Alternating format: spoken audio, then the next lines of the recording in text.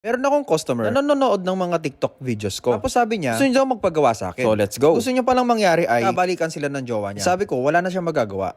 Ayaw na sa kanya. Pero meron pa kami isang solusyon. Yun ay ang bigyan siya ng bulaklak. Siyempre, alam mo naman, flowers talaga ay nakakapagpalambot ng tigas na na puso. So ito na nga guys, naglagay tayo ng cabbage rose sa dalawang gilid. At ito pala ang klase ng decoration na gusto niyang gawin. Ayaw niya daw ng bouquet. So one face stand na lang. Para daw magdagal yung bulaklak kasi may sponge daw to sa loob. So yun na nga, naglagay ako ng chrysanthemum na maliliit. So minix-mix ko lang kasi low budget din si customer. Ano naman, tayo na mag-a-adjust sa mga customer natin ngayon. At para may hint ng love, maglagay tayo ng red roses. As usual, red means love. So yun, minekos-mekos ko lang, kinalat-kalat ko lang para lagyan lahat. At syempre, naglagay na rin ako ng kulay puti na baby roses. Syempre, tawagan nila baby. O baby roses na yan. At syempre, solidago na rin. Syempre, ang pamalakas ang eucalyptus. Kasi maganda to eh. May mga nakalawit-lawit, pampataas ng bouquet, at pandagdag elegantation. Yo! At syempre, wag natin kakalimutan yung mga spaces. Para masabi dito sa arrangement na to, wala siyang pagkukulang. Naglagay ko ng ruskos. At syempre, yung isang bundle ng chrysanthemum, kulay puti, ay pinag